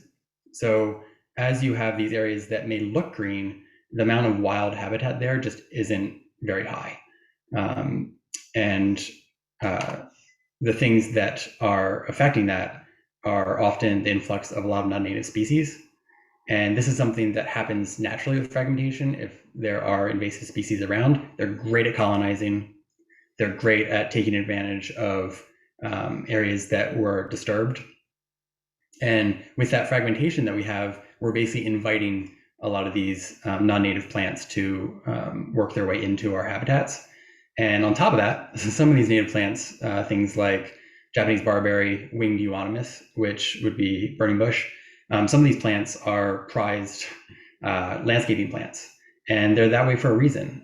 They're really robust. They grow in a wide range of soil conditions, and they're easy to take care of. And in the case of burning bush, they're really pretty in the fall. So a lot of the same characteristics that make a plant invasive plant can also make it a really good landscaping plant, and it can make it hard to move away from some of those plants, even though they can have a really bad impact on our wildlife. So in general, one of the things we're going to focus on for the rest of the talk is native plants, which again has been mentioned a couple of times. But our native plants can really help with the resulting decline that we've had of insects, birds, wildlife. There's some recent studies that have come out about sort of really drastic declines in insect populations. And for a lot of people, the thought is, well, who cares? That's just less insects I have to deal with in my yard. But the fact of the matter is that insects are essentially the foundation of most of our food webs. And they're also the connection point between our herbaceous landscapes, our plants, and our wildlife. So they are what are able to really quickly convert the energy that we have in our plants to the rest of our food chains. So as you see these insects drop out of our habitats, you're noticing the decline in bird populations, especially songbirds. You're noticing declines in amphibian populations. We might have a lot of deer around, but they are not a great sign of sort of large-scale health in a habitat. They can coexist in a lot of areas, but more broadly, a lot of our wildlife is really struggling. And if we can get additional native plants into our communities, what we're doing is we're building basically food and shelter for our native wildlife, specifically our insects. And what you can see here with this graphic is that turf is everywhere. When you combine turf with a lot of non-native plant landscapes, what you get are really green appearances, but you get what are functionally ecological deserts. And what that means is not that there's nothing living there, but that the diversity that exists in something like a manicured turf lawn is really not functional in terms of an ecosystem. So you might have a few insects that are eating at the roots, which is something people don't want anyway. So they're often killed off. And there's very few animals that are going to actually browse or graze that land. Deer might some, but they would prefer to be browsing on shrubs. So you can see here 20% of land in Connecticut is turf grass. That's kind of a mind-boggling number. And if you go nationally, that's 40 million acres, which is the size of New England. So you're talking about some numbers that are really gigantic, and they are a big problem, but at the same time, they are offering a pretty big opportunity. And this is where landscapers come in. This is why you guys matter so much, because you're the ones that are on the ground in these landscapes every day, taking care of them. And also, in a lot of cases, you're the ones that are consulting with owners and giving landowners opinions about what they should be doing. So some of these solutions that I'm going to talk about next are things that a lot of landowners are pushing to have happen, but that if we can have landscapers educating owners about some of them as well, that synergy can, I think, go a long way to promoting some of these solutions.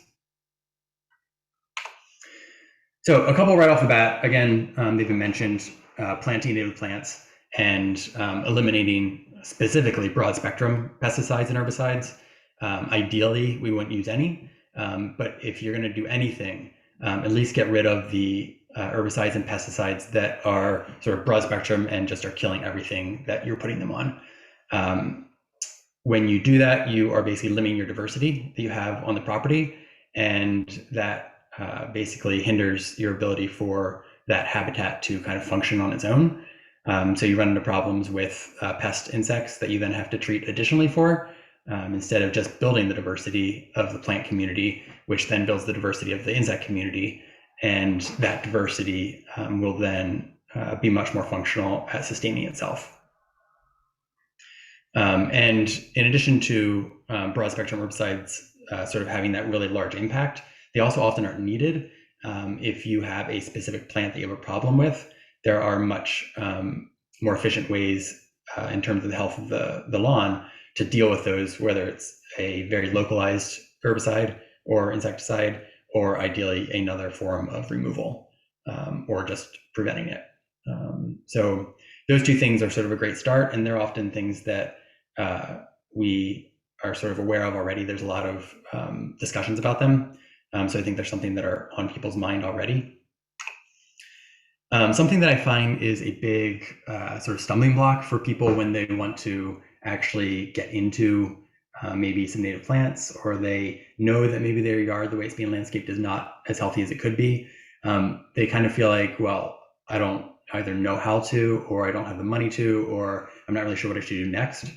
And the truth of the matter is that, yes, it'd be amazing if everybody converted their backyards to 100% native plants and very little lawn.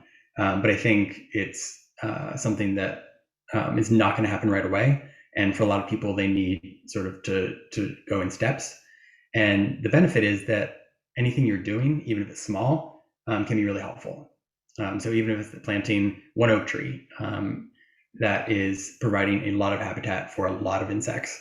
And if you are able to even put a small pocket meadow and replace some of your lawn, or if you're able to replace some of the herbaceous perennials that you have with some natives, anything you can start doing will be a benefit. And when you bite off a small chunk like that, you can kind of see the effects of it, and landowners can feel like they're kind of moving in that direction without having to bite off everything at once. And something that I think also is a pretty large factor for people is how their yards are viewed by others. So something that is often promoted by a lot of conservationists is recognizing that we want people to rewild their yards. We want people to have more natives. They often might be plants that aren't quite as behaved as the incredibly sort of manicured and bred landscape plants that we're used to. So finding ways to be able to show intentionality with those plantings is something that is really important for, I think, the landowner and for their neighbors. So if you have this picture here, a understory planting underneath some trees, if you're able to have that defined nicely, whether it's by mowing or by rocks like in this picture, or small fence, or putting a fence around that small meadow you made, any way that you can designate that area as cared for is something that is, I think, really important for those areas to be viewed positively by the landowner and by their neighbors, which is often important for a lot of landowners. So that ability to show intentionality is one of the most important things that I think often isn't viewed right away. People are like, oh, let's throw a meadow in, and they just let the meadow grow up. And as a conservation biologist or somebody who works with native plants all the time, I will see that as beautiful. But a lot of people who aren't used to that or aren't aware of the interactions and the sort of healthy habitat that's going on there might not view it that way. And having it be cared for and shown to be intentional can solve that in a lot of ways. One of the things that Jay mentioned that I think I would really like to encourage is that if you guys as landscapers are able to at least talk with some background about some of these solutions, you guys are oftentimes who the landowners are going to provide them with advice or new ideas or suggestions about what could happen. And if you guys are able to promote and suggest some of these ideas in a way that they can understand them and have confidence in them, I think that gets people to get their foot in the door, and then that gets them on that track of being able to sort of slowly expand in those areas. So just the fact that you guys are here at this talk, I think is really important. Even if you're not going to convert your whole setup to electric or do any sort of large scale changes right away, even the small things like encouraging your neighbor or your landowners that you're working for to start putting in some native plants or start doing some small things like that, that can be really helpful to push the movement forward. And again, as the landscapers mentioned before me, both Dan and Jay, this is a trend that is occurring and that in all likelihood is going to only increase as the problems I talked about earlier are sort of farther recognized and farther exacerbated by climate change. All of these solutions we're talking about are going to be things that become more and more prominent. So the last thing that I think often gets left behind with habitat health, especially the health of insects, is our light pollution. With the onset of LEDs, it has become really easy to basically light up your whole property at night. And I definitely appreciate sort of how pretty that can look and oftentimes the safety factors involved with that. But it really is a scourge to most of the flying insects that we have. They're attracted to the light. It causes exhaustion, flying at the light all night. It often prevents them from eating, from reproducing. It can blind them. It makes them really exposed to predation. And it basically is a huge detriment to the health of our insect population. So a couple of easy things that can happen. It is really cheap and easy to use motion sensors these days. So if you have big floodlights, have them on motion sensors so they're activated when they need to be and aren't running all night. And then, if possible, also find ways to have that light be projected down and not up into the sky. So whether that's having lampposts that have covers on them or having lights that are directional in terms of where they're pointing, so you're getting light where you need it and not just flooding the sky and harming flying insects. So that's a collection of possible solutions. I think, especially when we talk about native plants as being sort of the core of a lot of these solutions, one of the things that I think comes up for a lot of landscapers and landowners that I talk to is, well, what do we plant? It can be really daunting to get into that arena. And what I wanted to at least provide is a couple resources. This is something that's growing faster and faster in terms of the resources available. But two that are really helpful in terms of knowing what to plant are this Native Plant Finder from the National Wildlife Federation, and wildflower.org has one as well. You basically put in your location with your zip code or your town or whatever they require, and it gives you a really nice list of might be perennials, might be shrubs, trees that will grow well at your climate zone. And that can get you started in terms of knowing what might be something you can plant. And then the next question is, well, where do I get those plants? And again, there are several websites that are starting to build lists of native plant nurseries, or at least nurseries that will supply native plants. And if you Google either of these headings there, the Connecticut portal or the New England native plant sources, I think we'll try to send out these links in an email afterward. But the nurseries that are selling native plants are growing, the numbers. They are starting to see the same things that we are seeing, where people are demanding native plants. They are wanting to see more selection of native plants, and nurseries are starting to respond. You're starting to see not just sort of your standard natives that have been maybe in the market for a while, but you're starting to see a lot of more variety that allows for some selection and some diversity, which is really at the heart of it what's most important. Planting one type of native species throughout a yard isn't all that helpful.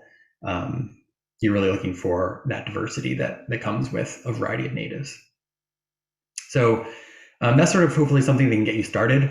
And this is something that, as others mentioned, there's a lot of support for. Land trusts like where I'm at, pollinary pathway groups, other conservation groups. There's a lot of people pushing for this to be something that people recognize as important. And we are really interested in supporting those who want to do it. So when you have questions, there's actually quite a bit of resources out there for people that want to find them. So in conclusion, sort of the overall thought that I have, and I think the thought of our sort of group today, is that we're spending a lot of time and a lot of money. People are paying you guys a lot of money to spend your time to take care of landscapes in a way that, for the most part, is not all that hospitable to wildlife, is often detrimental to wildlife, and in the long run is not great for our health as well. And that people are starting to realize that. And that's a growing niche. It might be not as large now, but it's growing quickly. And again, with climate change, it's only going to grow faster. So that's all I have. Thanks everybody for being here. And I think we have some time for questions. So I'll send it back to Myra. Thank you, Dan. That was amazing. Thank you. I wanted to tell you one more thing. Eric Horn, he is the co-founder of Pure, and that's the local business based here in Old Greenwich that provides an easy way for people to book eco-friendly services. And he's offering tonight attendance a 5% discount on all battery and robot equipment, as well as its premium equipment from Husqvarna. And we're going to show you just a really, really quick video now. It's just really short, so you can see what he's offering.